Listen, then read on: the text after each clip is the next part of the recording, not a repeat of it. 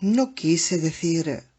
No es ningún problema, Wendy. Me cambiaré de ropa en esa cabina telefónica que hay en el vestíbulo y lo llevaré volando a Denver, sobre los hombros. Cuando era muchacho solían llamarme Superman Jack Torrance. El rostro de Wendy se mostró dolido. Entiendo el problema, Jack. La radio está rota y está la nieve, pero tú tienes que entender el problema de Denny. ¿No te das cuenta, por Dios? Si estaba casi catatónico, Jack. Si no hubiera salido de ese estado... Pero salió, señaló Jack, con cierta sequedad. Los ojos inexpresivos de Denny, las facciones muertas, también lo habían asustado a él, indudablemente, al principio.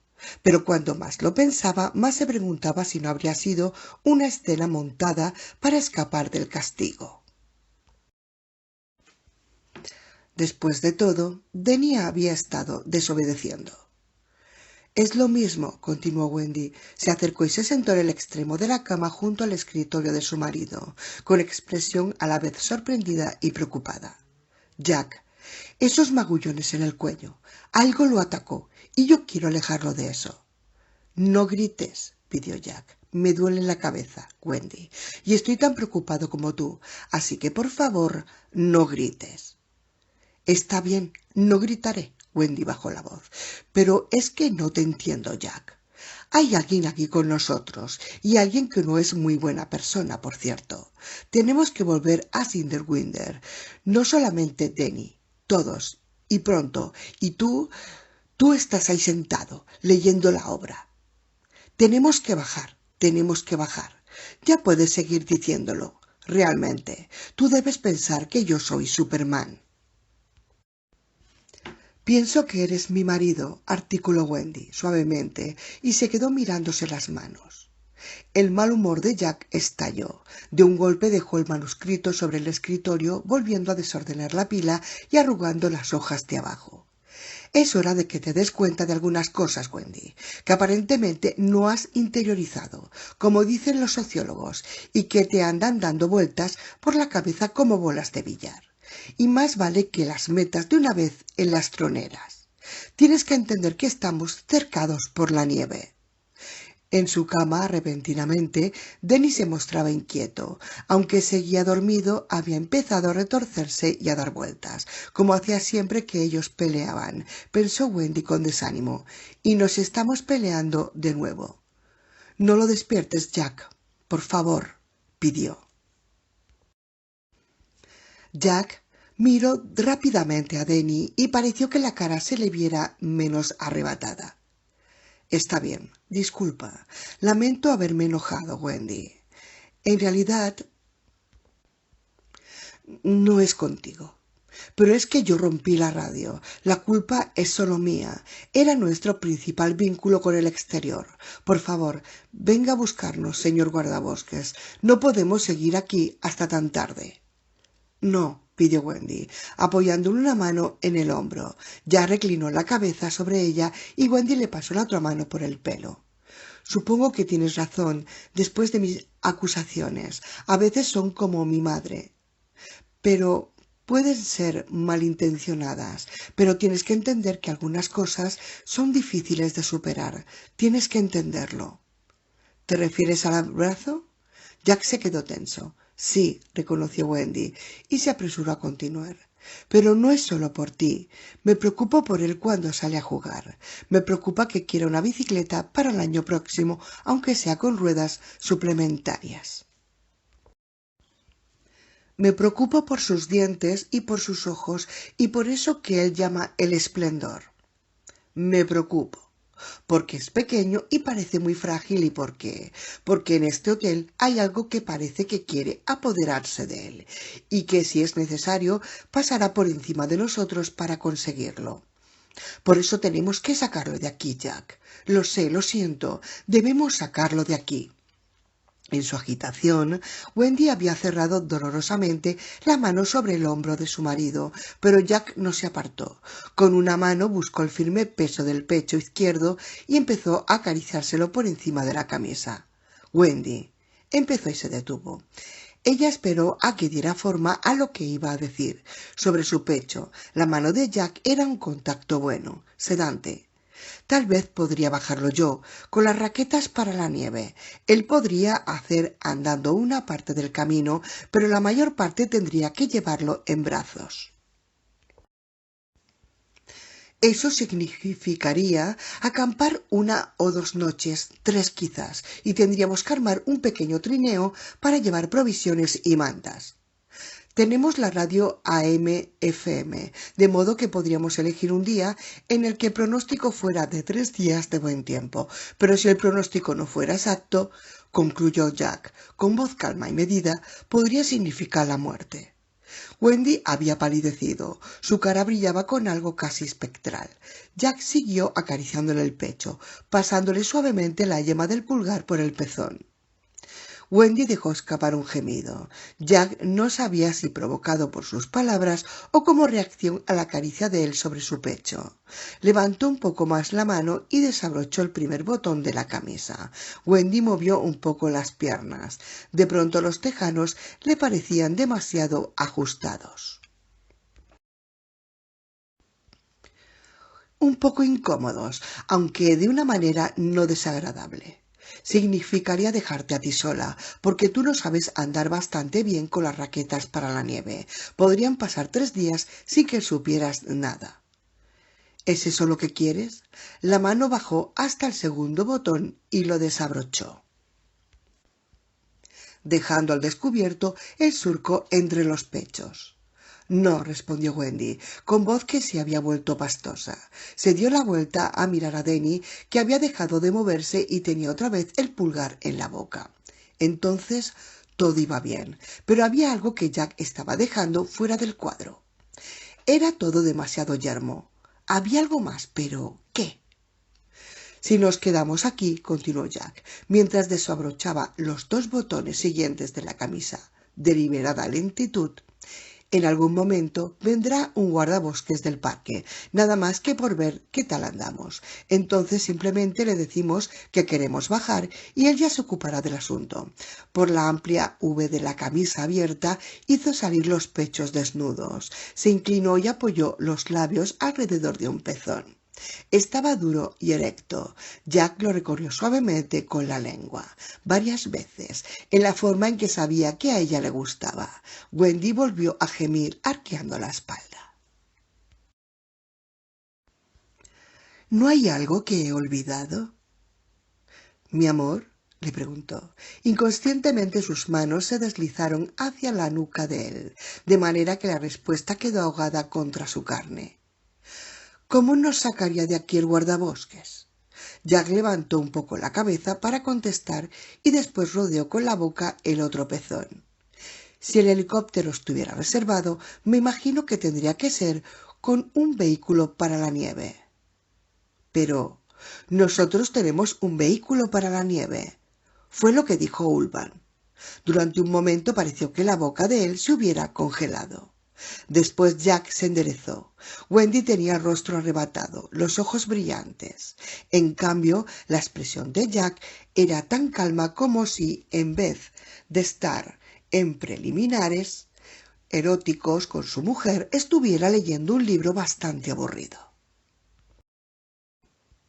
Si tenemos un vehículo para la nieve, no hay problema, exclamó Wendy acaloradamente. Podremos bajar los 3 juntos. Wendy, yo jamás en mi vida he conducido un vehículo de esos. No puede ser tan difícil. Si allá en Vermont se ve a chiquillos de 10 años paseándose con ellos por las pistas, aunque en realidad no sé en qué pueden estar pensando los padres, y cuando los conocimos tú tenías una motocicleta. Así era. Tenía una Honda de 350 centímetros cúbicos que había cambiado por un Saab poco después que él y Wendy se fueran a vivir juntos. Me imagino que podría, respondió lentamente, pero no sé en qué condiciones estará. Ullman y Watson están a cargo de este lugar desde mayo a octubre y lo dirigen con la mentalidad del verano. Seguramente no tendrá gasolina y tal vez le falten las bujías o la batería también. No quiero que te hagas demasiadas ilusiones, Wendy. Ya totalmente excitada, Wendy se inclinó hacia él, escapándosele los pechos de la camisa. Jack tuvo el súbito impulso de retorcerle uno hasta que gritara. Tal vez así aprendería a callarse la boca. La gasolina no es problema, le recordó Wendy. Tanto el Volkswagen como la furgoneta del hotel están llenos y hay más para el generador de emergencia que está en la planta baja. Y hasta debe de haber una lata en el cobertizo, así que podrías llevar una reserva. Sí, la hay, reconoció Jack. En realidad había tres, dos de 20 litros y una de 10. Y lo más seguro es que las bujías y la batería también anden por ahí. A nadie se le va a ocurrir guardar el vehículo para la nieve en un lugar y los repuestos en alguna otra parte, ¿no te parece? Muy probable no parece, no, convino Jack. Se levantó y fue hacia donde Denny seguía durmiendo. Un mechón de pelo le había caído sobre la frente y Jack se lo apartó con suavidad. Denny no se movió.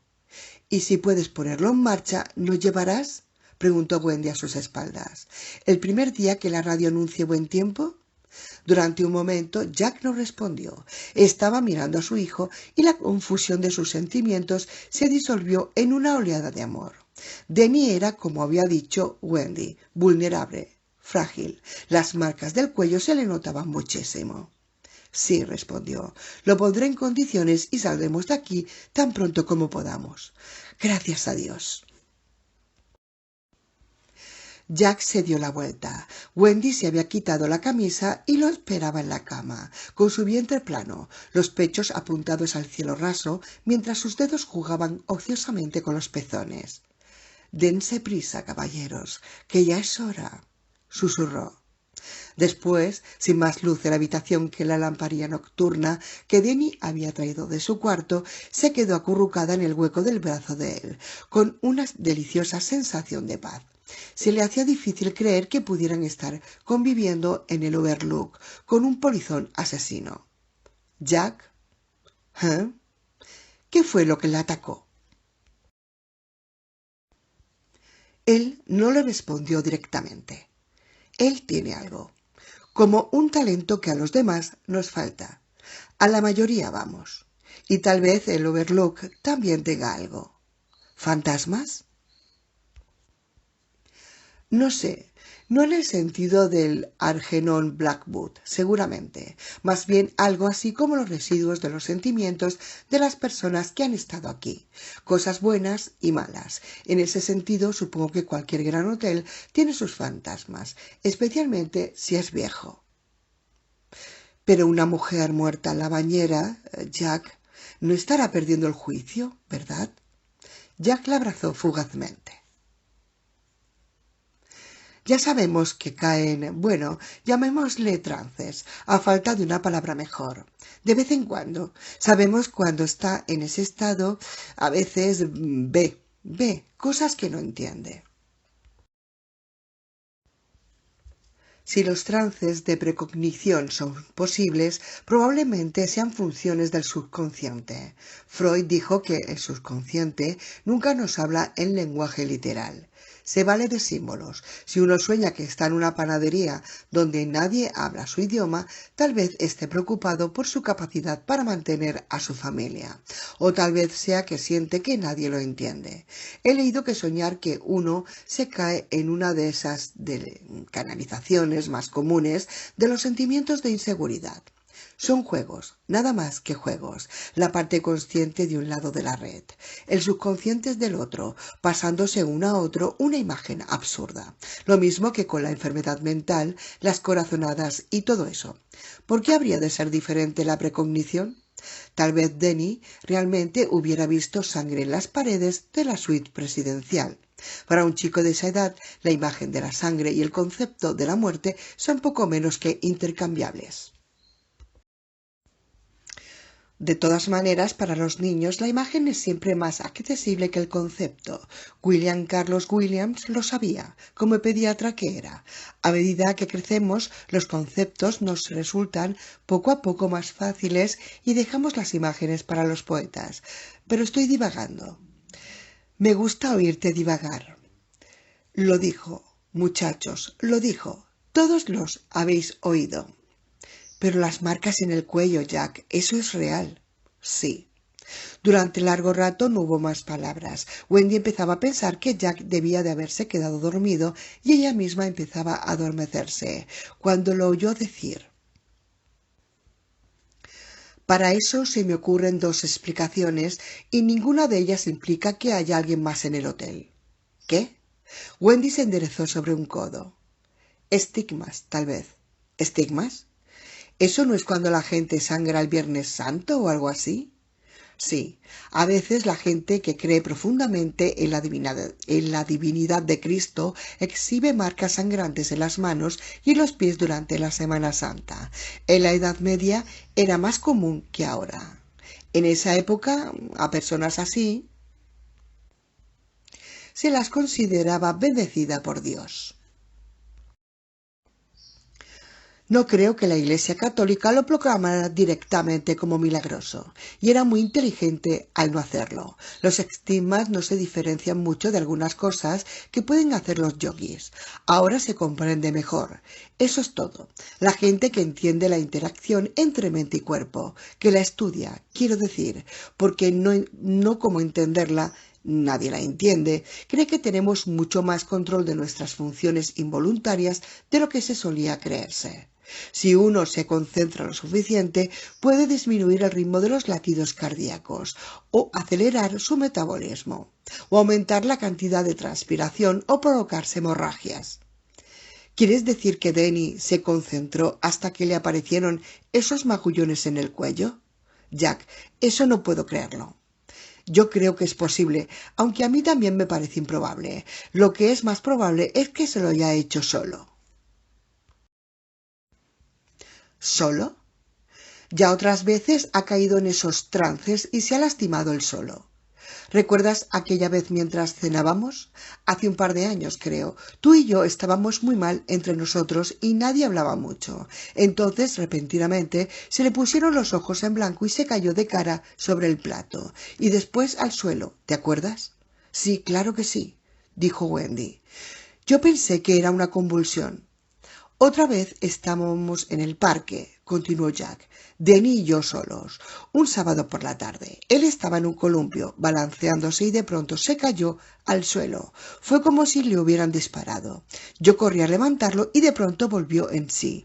Parpadeó un poco y me dijo: me hice mal en la barriga. Dile a mami que esta noche cierre las ventanas del dormitorio si llueve. Y esa noche llovió a cántaros. Sí, pero... y siempre aparece con arañazos y raspones en los codos.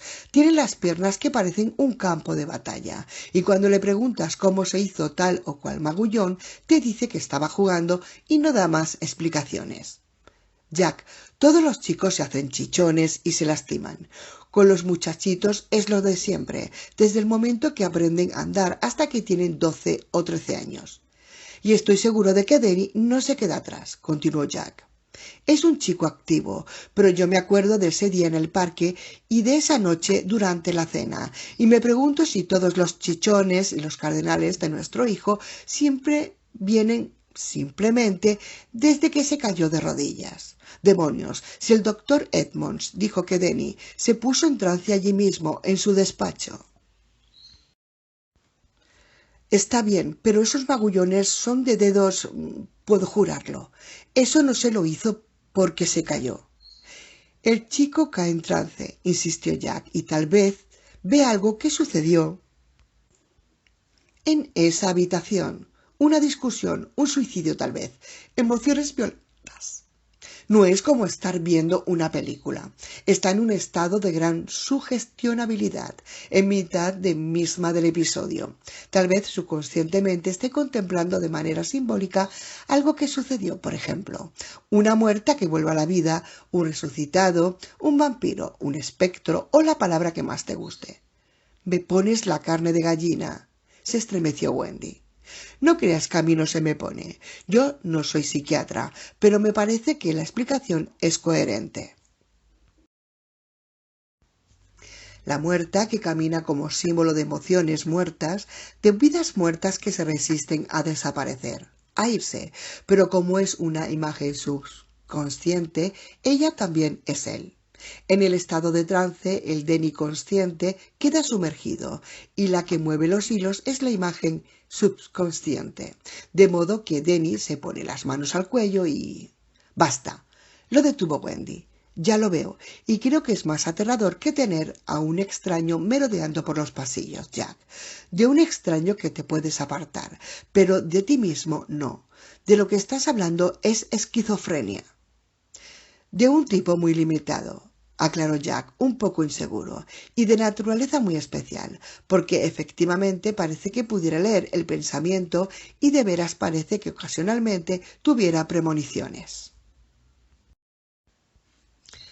Y a esas cosas, por más que me esfuerce, no puedo considerarlas como enfermedad mental. De todas maneras, todos tenemos componentes esquizofrénicos. Pienso que a medida que Denny crezca, los controlará mejor. Si estás en lo cierto, entonces es imperativo que lo saquemos de aquí. Tenga lo que tuviere, este hotel está empeorándolo. Yo no diría eso, objetó ya. Para empezar, si hubiera hecho lo que le habían dicho, jamás habría ido a esa habitación y jamás habría ocurrido eso. Por Dios, Jack, ¿quieres decir que el hecho de que estuviera a punto de morir estrangulado fue el castigo que se merecía por haber desobedecido? No, claro que no, pero no hay peros. Wendy sacudió violentamente la cabeza. La verdad es que solo hacemos conjeturas. No tenemos la menor idea de cuál será el momento en que, al doblar por un pasillo, Denny caiga en uno de esos pozos de aire, una de esas películas de terror o lo que sea. Tenemos que sacarlo de aquí. Dejó escapar una risita en la oscuridad, porque si no, seremos nosotros quienes empezaremos a ver cosas. No digas disparates, regañó Jack, que en la oscuridad de la habitación veía a los leones del cerco amontonándose junto a la senda, ya no fraqueándola, sino vigilándola, los hambrientos leones de noviembre. Gotitas de sudor frío le cubrieron la frente. ¿Realmente tú no viste nada?, le preguntaba Wendy. Cuando subiste a esa habitación, quiero decir, ¿realmente no viste nada? Los leones habían desaparecido y ahora Jack veía una cortina para ducha de color rosado pastel, tras la cual se perfilaba una forma oscura, la puerta cerrada, esos golpes ahogados, presurosos, y después el ruido que podía haber sido de pasos que corrían. El latido lento y horrible de su propio corazón mientras él luchaba con la llave maestra. Nada, respondió, y era la verdad. Se había sentido tenso e inseguro de lo que pasaba. No había tenido ocasión de pasar revista a sus pensamientos en busca de una explicación razonable para los magullones que tenía su hijo en el cuello. Él mismo había estado demasiado sugestionable. A veces las alucinaciones podían ser contagiosas. ¿Y no has cambiado de opinión? Sobre el vehículo para la nieve, quiero decir. Súbitamente las manos de Jack se convirtieron en puños. «Déjate de fastidiarme», a sus costados. «Ya te dije que lo haría, ¿no? Pues lo haré. Ahora ponte a dormir, que el día ha sido largo y duro». «Ya lo creo», suspiró Wendy. Las sábanas susurraron cuando se volvió hacia su marido para besarlo en el hombro. «Te amo, Jack». «Yo también», le aseguró él, pero solo era de labios afuera. Seguía aún con los puños contraídos y los sentía como si fueran piedras al extremo de los brazos. En la frente una vena le latía obstinadamente. Wendy no había dicho una palabra de lo que le sucedería después de que bajaran a Sidenwinder, cuando la fiesta hubiera terminado. Ni una sola. Lo único que había sido Denny esto y Denny lo otro, y ya que estoy tan asustada. Sí, claro, estaba asustada de los espantajos que había en los armarios y las sombras al acecho. Vaya si lo estaba, pero tampoco faltaban las preocupaciones reales. Cuando llegaran a Sidenwinder no tendría más que $60 y la ropa que llevaban puesta. Ni coche siquiera, y aunque en Sidenwinder había un prestamista que no lo había, no tenía que empeñar, como no fuera el brillante de anillo de casada de Wendy, que valdría unos $90 si era un usurero bondadoso. Tampoco habría trabajo, ni siquiera por horas o para la temporada de invierno, a no ser despejar de nieve las entradas para coches, a $3 por casa. La imagen de Jack Torrance a los 30 años, tras haber publicado en Quire, haber acariciado el sueño, no del todo razonable ni irrazonable en su sentir, de convertirse en un importante escritor norteamericano en el curso del siguiente decenio, llamando a las puertas como una pala al hombro. Esa imagen acudió de súbito a su mente con mucha mayor nitidez que la de los leones del cerco y ya contrajo los puños con más fuerza todavía, sintiendo como las uñas se le clavaban en las palmas, arrancándole sangre en la forma de místicas medias lunas. Jack Torrance, haciendo cola para cambiar sus $60 por cupones de racionamiento, volviendo a hacer cola en la iglesia metodista de Sidewinder para conseguir que le dieran alojamiento, mirado con rencor por los necesitados del lugar. Jack Torrance, explicándole a Al que simplemente habían tenido que irse, que él había tenido que apagar la caldera e irse y dejar el Overlook y todo lo que contenía a merced de los vándalos o los ladrones o las barredoras de nieve, porque fíjate, Al, attendez-vous, allá arriba hay fantasmas y la habían tomado con mi hijo. Adiós, Al. Título del capítulo 4. Llega la primavera para Jack Torrance. ¿Y entonces qué? ¿Qué demonios entonces?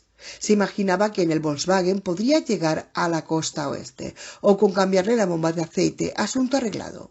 A 90 kilómetros hacia el oeste ya todo el camino era descendente, así que casi se podía poner el coche en punto muerto y seguir costeando hasta Utah, hacia la soleada California, tierra de naranjas y de oportunidades. Un hombre con sus legítimos antecedentes de alcohólico, de colérico con los estudiantes y de cazador de fantasmas conseguiría indudablemente cualquier cosa, lo que pidiera, como ingeniero de caminos para desempanar autobuses, Greyhound, en el negocio de automotores, lavando coches, enfundando en un mono de goma, en las artes culinarias tal vez como lavaplatos en algún restaurante, o tal vez un cargo de más responsabilidad como podía ser cargar gasolina.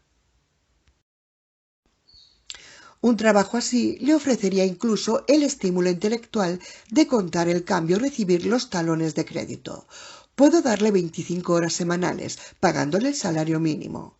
Melodía celestial. Oír eso en un año en que el pan envasado se vendía a 60 centavos la hogaza.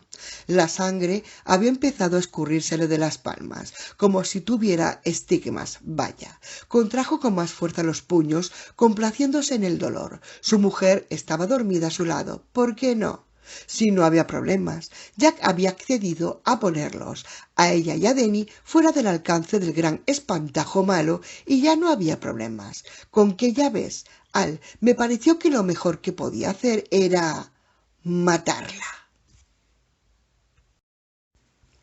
La idea se elevó desde la misma nada, despojada y sin ornamentos, la necesidad de arrojarla de la cama, desnuda, atónita, apenas empezando a despertarse, de abalanzarse sobre ella, aferrarle el cuello como se coge el débil tallo de un álamo joven y estrangularla, con los pulgares contra la tráquea, los demás dedos oprimiendo las vértebras del cuello, sacudiéndole la cabeza y golpeándosela contra las tablas del piso una y otra vez, golpear, sacudir, romper, destrozar. Eso sí que es bailar, chiquita. Sacúdete con ritmo de rock and roll. Ya se ocuparía él de que tomara su medicina, hasta la última gota, hasta las heces. Percibió oscuramente que de algún lado llegaba un ruido ahogado, desde fuera de su mundo interior afiebrado y tumultuoso. Miró hacia el otro lado de la habitación y vio que Denny se agitaba de nuevo en la cuna, retorciéndose y envolviéndose en las mantas. De su garganta brotaba un profundo gemido, un grito débil, como enjaulado. ¿Una pesadilla? Una mujer de color púrpura muerta desde hacía tiempo que lo perseguía por los retorcidos corredores del hotel. De alguna manera, Jack no pensó que fuera eso. Era otra cosa la que perseguía a Denny en sus sueños, algo peor. El amargo nudo de sus emociones se deshizo. Jack se bajó de la cama y fue hacia la donde estaba el niño, sintiéndose asqueado y avergonzado de sí mismo. Era en Denny en quien tenía que pensar, no en Wendy, ni en sí mismo, solamente en Denny, y no importaba la forma que se esforzara para imponer a los hechos. En su foro interno, él sabía que debía sacar a Denny de allí. Le acomodó las mantas y les agregó el edredón dispuesto a los pies de la cama. Denny había vuelto a calmarse. Jack le tocó la frente. ¿Qué monstruos jugueteaban tras esa pantalla de hueso? Y la encontró tibia, pero no caliente, y el chico había vuelto a dormirse profundamente. ¡Qué extraño! Volvió a acostarse y él también intentó dormir, inútilmente. Era tan injusto que las cosas tuvieran que resultar así. Parecía que la mala suerte lo acechara. Después de todo, al venir aquí, no habían conseguido quitársela de encima. Para cuando llegaran a Sidewinder mañana por la tarde, la dorada oportunidad se habría evaporado. Se habría ido por el camino del zapato de gamuza azul, como solía decir uno de sus antiguos compañeros de habitación. En cambio, ¿qué diferencia si no bajaban, si de alguna manera conseguían aguantar? La obra quedaría terminada, de una manera o de otra. Ya le encontraría un final. Su propia incertidumbre respecto de sus personajes podía agregar el desenlace original un toque de conmovedora ambigüedad. Y tal vez le permitiera ganar algún dinero. No era imposible. Y aunque así no fuera, era muy posible que Al convenciera al consejo directivo de Stovington de que volvieran a contratarlo. Claro que si lo tomaban sería prueba, y una prueba que podía ser de hasta 3 años. Pero si se mantenía sobrio y seguía escribiendo, tal vez no tuviera que quedarse 3 años en Stovington. Por cierto, que Stovington nunca le había interesado mucho. Ahí se sentía ahogado, enterrado vivo, pero de todos modos su reacción había sido inmadura. Aunque tampoco se podía esperar que un hombre disfrutara de la enseñanza cuando cada 2 o 3 días daba las 3 primeras horas de clase con una resaca que hacía que se le partiera la cabeza. Por eso no le volvería a suceder. Ahora sería capaz de afrontar mucho mejor sus responsabilidades, de eso estaba seguro. En mitad de sus pensamientos, las cosas empezaron a desmembrarse y Jack flotó a la deriva hasta hundirse en el sueño. Ese último pensamiento lo siguió en su descenso como el resonar de una campana. Le parecía que allí podría encontrar la paz. Por fin, solo faltaba que lo dejaran.